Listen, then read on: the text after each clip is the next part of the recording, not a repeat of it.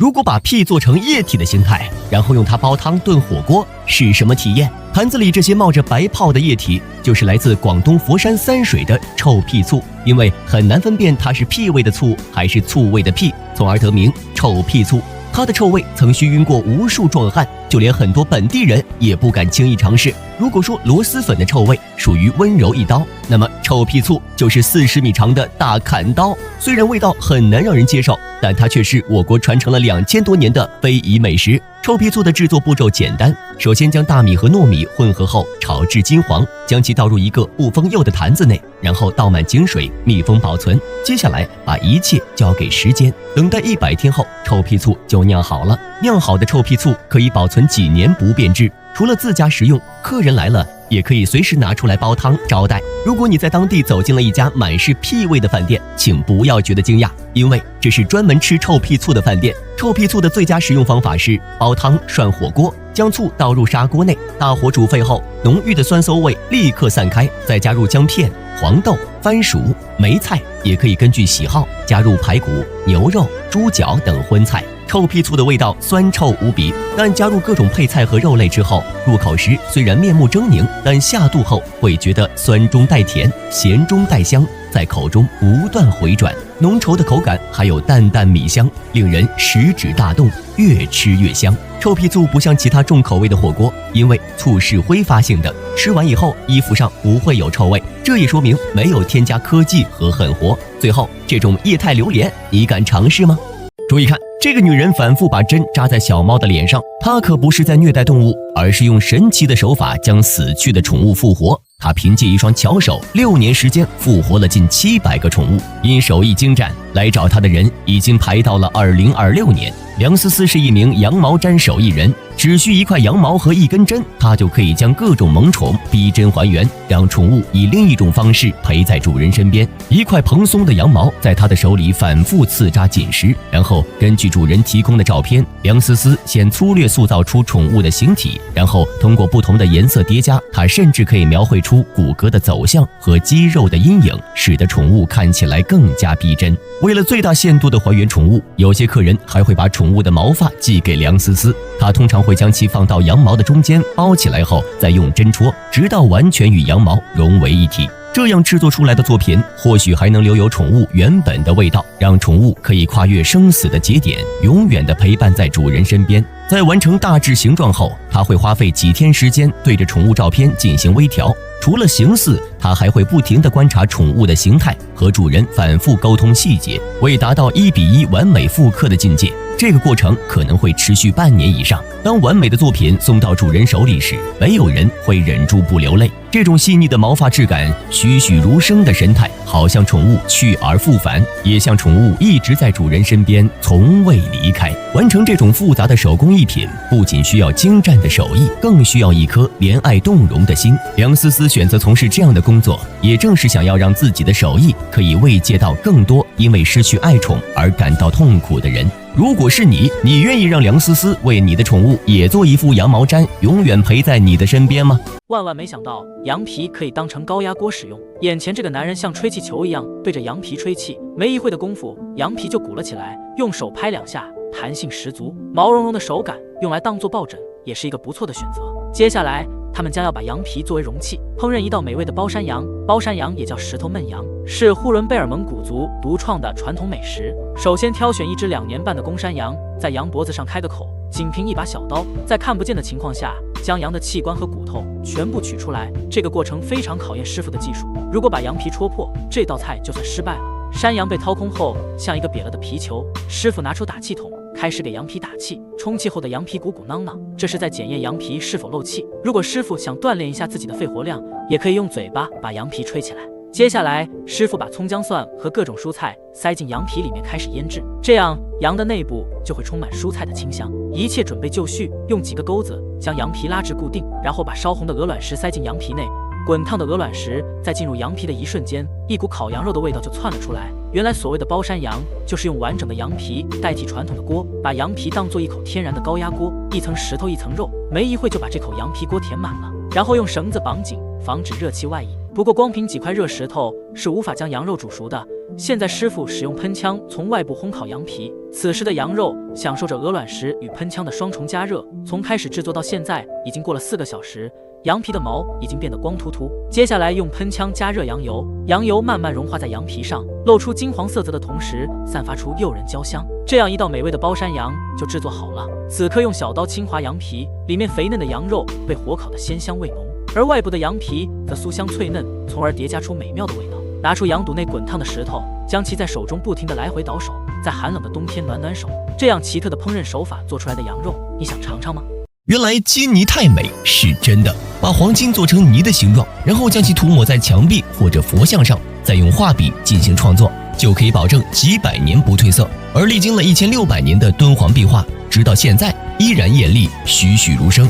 其中就是大量使用了泥金工艺。泥金不仅可以作画，还能用来写字。现保存在辽宁博物馆的明代文征明老人的《金刚般若波罗蜜经》就是用泥金写的，如今再看依旧超逸灵动。把金子变成金泥之前，先将其研磨成粉。首先准备几百张金箔，在瓷盘中加入几滴鹿胶液，然后用竹夹将金箔放在盘中，用指腹轻轻地来回研磨。鹿胶液可以防止金粉飘散，起到粘黏的作用。这个过程一定要耐心，动作轻柔，控制好力度，否则金泥就有可能变成金饼。如果感觉到颜色变暗，手指发涩时，此时金粉就研磨好了。现在将其从盘子边缘慢慢碾向盘心，加入些许温水，然后倒入瓷碗里。这个时候手一定要稳，因为浪费一滴可能就是1个月的工资。接着再次加入温水，碗中金泥就像游龙潜入金海，变幻无穷。等到金粉完全沉淀，再将上层清水倒出，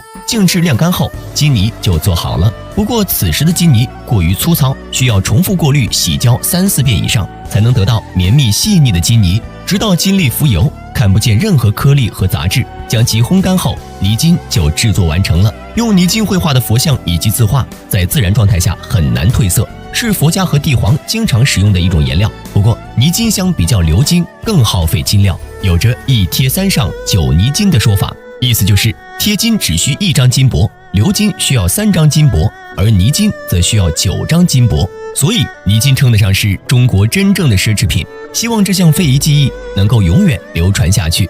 国家1级文物却被冲进了下水道，它就是世界上最轻的衣服——素纱单衣。整件衣服薄如蝉翼，轻若烟雾。2.6平方米的布料可以轻松塞进火柴盒，折叠数十次，盖在报纸上，依旧能清晰看见纸上的字。就算使用如今的高科技，也无法还原出这样的效果。所以素纱单衣就成了禁止展览的文物。而就是这样一件珍贵的文物，却在38年前曾被人盗走。1983年，一名17岁的少年偷偷潜入湖南博物馆，盗走了2件素纱单衣在内的38件文物，其中20件都是国家1级文物。这是建国后最严重的馆藏文物失窃案，最终只找回了28件文物，其他的不是被损坏，就是被恶意烧毁。2件素纱单衣的其中1件更是被冲进下水道，而剩下的1件也是残破不堪。为了保护仅存的素纱单衣，博物馆从此密封，不再展览，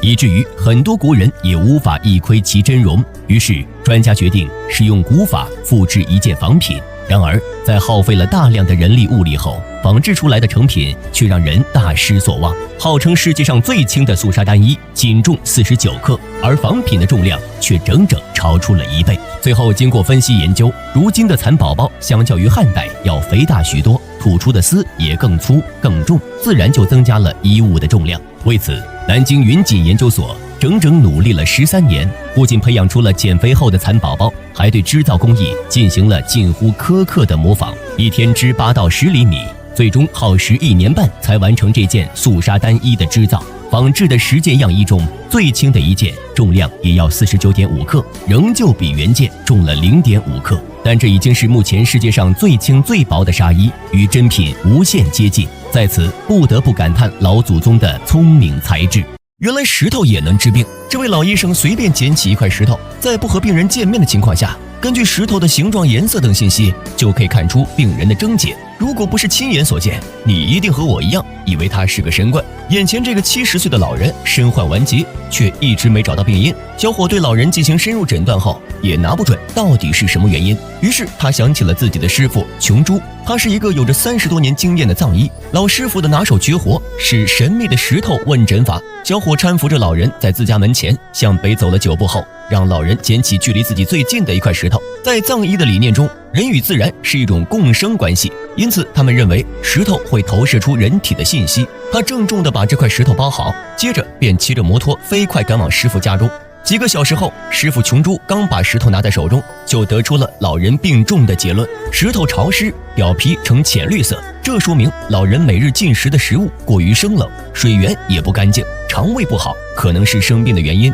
石头凹陷，还有黑中泛红的裂缝，这说明病人到了威胁生命的地步。令人惊奇的是，这与在老人家问询的结论一一对应，甚至对于病情的判断更为精准。确定了病因病情，接下来就要为病人寻找药材治病。老人的病因是肠胃出了问题，需要寻找一种海洋生物化石才能治病。因沧海桑田的地壳运动，昔日深不可测的海底世界，如今已经到达了飞鸟也遥不可及的陆上顶端。今天他们要找的就是这种长相酷似肠子的动物化石。封存在冰层中的气泡严重阻碍了视线，不过正是因为冬季寒冷，水底裸露，才给了琼珠寻药的机会。用小镐子敲开冰面，在最纯净的水下找寻老人生命的明天。最后他们找到了5个竹节一样的化石，为老人治好了病痛。宇宙的尽头不一定是玄学，即使是玄之又玄的藏医传统，其中也蕴含着科学的理论。这是藏医世世代代流传下来的智慧结晶。这种看病方式，你想试试吗？男人用黑色塑料袋代替创可贴，小心地贴在自己的伤口上，然后将一块猪油挤在手心，给自己做了个全身死帕。为了达到雨露均沾的效果，他把手伸进裤子里，一阵倒腾。在猪油的帮助下，古铜色的皮肤散发出北京烤鸭般的光泽。这并不是准备参加什么健身比赛。男人那壶是塞内加尔的一名采盐工，为了在剧毒的湖水中避免受伤，他必须用这种厚厚的油脂裹满全身，不然轻则皮开肉绽，重则断子绝孙。在大西洋东岸的福德角，有一片粉红色的湖泊，这如玫瑰一般的浪漫颜色，来源于湖底生长的嗜盐菌。湖水的平均深度虽然只有1米深，但它却是世界上含盐量最高的湖泊。千百年来，生活在玫瑰湖边的雷布人，靠着一条小船、一杆长矛以及一个大桶，就能采到能够维系他们生存的盐。在采盐过程中，由于红色的湖水遮挡住了视线，看不清湖底的盐结晶，那壶只能浸没水中，依靠手感采盐。随着它的不断冲倒，湖底的盐结晶被打碎，掉入过滤用的盐筐中。这种纯手工采盐的方式固然省钱，但是面对高浓度的盐水，即使那壶已经事先涂上了厚厚的油脂，也还是阻止不了盐水的侵蚀。而长年累月的浸泡，不仅给他带来了满身伤痕，甚至会让他失去生育能力。可对于祖祖辈辈生长在这里的雷布人来说，这就是他们唯一的工作。男人们负责下湖采盐，女人则在湖边等待着运盐。他们从小就学习如何用头来搬运重物，一船几百公斤的盐，在这种方式下，只要几次就能运输完成。每运送1桶，他们就在碗里放个贝壳，用贝壳的数量来计算工钱。运到岸上的盐，经过分拣筛选以及人工加碘，就能被晒成白花花的盐。这些用手挑肩扛制作出来的盐，占据了整个塞内加尔盐产量的1/3。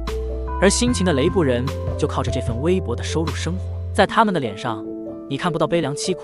更多的是一种积极乐观的生活态度。或许这就是所谓的知足常乐吧。你见过用蜘蛛网做的衣服吗？眼前这件灰色的衣服就是用上万张蜘蛛网做成的。这种衣服不但轻薄透气，还能防寒保暖。是什么人才能想到把蜘蛛网做成衣服的呢？蛛网衣来源于云南哀牢山的苦葱人，他们在狩猎时偶然发现一种名叫鬼脸蛛的蜘蛛，虽然它长相丑陋，但爆炒后却很是美味。关键鬼脸蛛吐出的蛛丝坚韧不易断，可以将其做成衣服来防寒保暖。不过随着时代的发展，制作蜘蛛衣的技艺几乎失传，许多年轻的苦葱人甚至都没听说过蜘蛛衣。眼前这个大爷是为数不多会做蜘蛛衣的人。首先用绳子将几根竹条编成一个正方形，这就是收集蜘蛛网的工具。当他们在山林间发现蜘蛛网后，举起手中的捕网工具，几个旋转就将数蜘蛛网采集了下来。这个过程就像做棉花糖一样，大爷来回旋转摆动，竹条上的白色蛛网越来越多。如果不小心把鬼脸蛛也一起采集下来，他们也不会驱赶摘除，带回家油炸爆炒，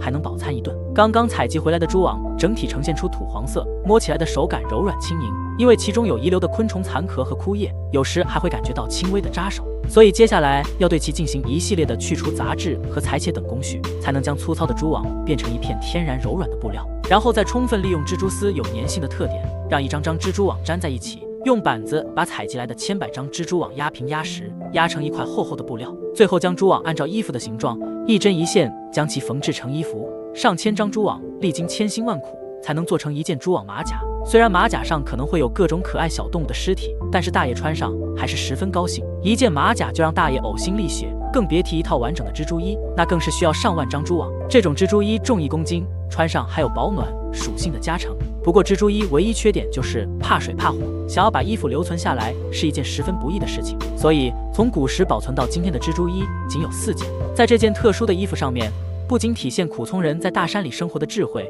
更是封存着苦葱人曾经苦难而艰难的历史。如果有机会，你想试穿这种蜘蛛衣吗？老板趁人不注意将几块石头悄悄地扔进菜里，滚烫的石头瞬间在水中沸腾炸裂，可食客们非但不嫌弃，还纷纷拿起勺子品尝石头汤的味道。眼前这奇葩的烹饪方式其实是制作白火石汆汤的过程。白火石汆汤是陕西有名的非遗美食，把石头放在炭火中加热，烧红后放入锅中，高温不仅可以在一瞬间将食材煮熟，还能在最大程度上保留食材的鲜味。这道菜最早起源于石器时代，那个时候的人们没有炊具和灶具，几块石头在一场意外的山火中被烧得通红，然后又偶然滚入溪中，无意间将里面鱼虾烫熟，散发出迷人的香气，从此用石头烹饪美食的方法流传至今。首先制作这道菜的灵魂就是白火石，这种石头圆润洁白无杂质，只有在无污染的溪水中才能找到。因为每块白火石只使用一次，不能反复煅烧使用，所以当地人每次发现白火石时，都会将其洗干净收集起来。用来石烹的食材有很多，但大多数以鲜嫩易熟为首选，比如肥瘦相间的猪肉以及鱼肉，将其混合后剁成肉泥，然后像锅贴一样将肉泥贴在陶盆的内壁上，最后把木耳、枸杞、青菜等一些新鲜食材一同放入锅中，一切准备就绪，接下来就可以开始汆汤的步骤了。在开始之前，先把白火石用木炭加热30至40分钟，然后用火钳将滚烫的白火石加进铁瓢中，用干净的纯棉纱布盖在盆面上，倒入7成热的高汤，将烧制完成的白火石全部投入盆中。滚烫的白火石几乎在瞬间将高汤加热沸腾，随之而来的高温快速把肉饼汆熟，整个过程如行云流水，一气呵成，像一出精彩绝伦的演出。做好的白火石汆汤色泽漂亮，味美汤鲜，口感颇佳，一种天然之香萦绕舌尖，能让人一连喝上好几碗。白火石汆汤是中国烹饪菜肴中的活化石，也是汉阴传承保留时间最长、最远久的一道菜，被评为陕西省非物质文化遗产。你想尝试这种石头做的汤吗？这是腌了40年的萝卜干，用它煮粥煲汤，你敢喝吗？眼前这盘来自1983年的陈年萝卜干，其实是潮汕特有的老菜谱，贮藏1年以上的萝卜干才能称为老菜谱，但在潮汕人眼里，真正的老菜谱至少需要贮藏10年以上。而像这种腌制了40年的老家伙，其价格可以卖到138元1斤。经过多年贮藏，萝卜中的纤维更深层次的得到纯化和浓缩，长时间的发酵氧化，老菜谱的味道变得更加甘醇绵密。有些人可能觉得138元的价格有些贵，那是因为你没有感受到时间的跨越。1983年北京的房价才100块1平方，那时的马云不顾父母的反对，还在参加第3次高考。82年的拉菲也只不过是泡了1年的葡萄汁。40年沉香的老菜谱才卖138，是不是觉得物超所值？虽然陈年老菜谱看起来有些像黑暗料理，但其中蕴含有多种微量元素。当地人认为吃老菜谱有养胃健脾、润肠通便的功效，民间更有赛人参的说法，所以在一些中药店里也能看到老菜谱的身影。这种皮厚肉脆的白玉萝卜是制作老菜谱的重要原料。潮汕当地腌制萝卜干要用自制的笼子，竹子围成半人高，铺上草叶，再铺一层干净的稻草，将晒软的萝卜放入陶盆中，加入粗盐反复揉搓，揉搓后平铺在笼中稻草上，2层萝卜1层粗盐，直至8分满，最后盖上稻草，压上几块大石头，并用脚在上面踩压，静置1天，这样就可以把萝卜中的酸水压出来。每天反复操作，白胖的萝卜慢慢变得越来越小，颜色也有白变赤。半个月后，10担萝卜成了不到1担的菜谱，这时装进干净的陶罐内密封，就这样密封腌制半年左右，萝卜就变成风味独特的菜谱了。此时的菜谱金黄诱人，但如果想得到老菜谱，就不能急于开缸，还要继续密封。潮汕人最喜欢用老菜谱煲粥，不加任何佐料，全靠老菜谱提味，酸甜鲜美，油润而不腻。如果你的胃口不好，可以尝试来上一口老菜谱。你吃过猪肉馅的田螺吗？眼前这几位壮汉正在和一头黑猪斗智斗勇，他们的目的不只是吃猪肉这么简单，而是要把这头猪塞进小小的田螺里。猪肉烧河螺是安徽黄山的特色美食，这种河螺里流淌着2种不同的血脉，除了螺肉的香气，还蕴含着猪肉的口感。而制作这种混血河螺的方法，可以用一个成语来概括，那就是移花接木。每年5月份是捡河螺的好季节，石山村的胡奶奶在清澈的溪水中发现了大小不一的各种河螺，而只有这种直径超过1.5厘米的特大号河螺，才能制作出独特的红烧河螺。2道食材准备就绪，先用刷子将河螺洗干净，用钳子除去螺尾，在高温的洗礼下，螺肉慢慢的缩小，用镊子夹住紧实的螺肉，轻轻的向外一拔，螺肉便轻而易举的从螺壳中窜了出来。去肉的螺壳不要扔。接下来在双刀流大厨的操作之下，黑猪肉分别被剁成了肉馅和肉糜。先将肉馅塞入螺壳打底，然后放入螺肉，最后用猪肉糜封口。这样一个汇集2种食材，拥有3重咀嚼口感的混血河螺便制作完成了。所有河螺制作完毕后，起锅烧油，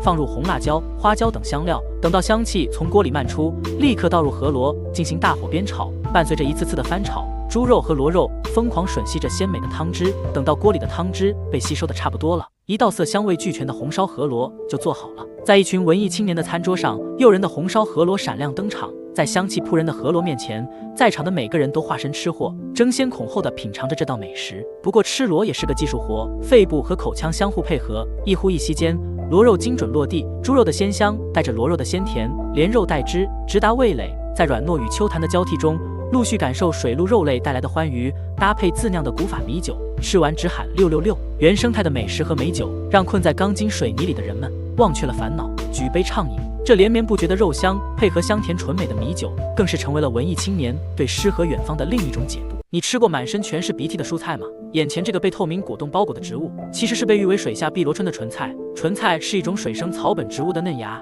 其表面附着了一层类似于果冻的胶状物。有人认为这是某些虫子的卵，其实这是植物细胞壁里的纤维素和果胶质转变来的。看起来娇嫩脆弱的果冻，实则非常的牢固，不管是揉搓还是加热，它都不会掉下来。唇菜的口感滑嫩鲜美，胶质里面不仅蕴含多糖、蛋白质和锌等营养物质，在《齐民要术》中记载，它还有着清热消肿解毒的功效，目前被国家列为1级保护野生植物。吃唇菜主要是吃它的胶质，胶质越高就证明唇菜的品质就越好。不过采摘唇菜是一项十分辛苦的工作，每年5到6月是太湖唇菜种植基地的成产期，一个个铜钱大的椭圆形绿叶浮于水面，而唇菜嫩芽则隐藏在水面30厘米以下。采摘唇菜就像采摘碧螺春一样，只摘最嫩的一芽一叶。纯娘们天不亮就出门，一个仅容纳1人的灵桶就是工作台，挂上篮子，戴上斗笠，开始一天的劳作。他们趴在小船上，一边用手充当船桨慢慢移动，一边从水里挑起全卷的嫩叶丢到竹篮内。一天在水上漂10多个小时，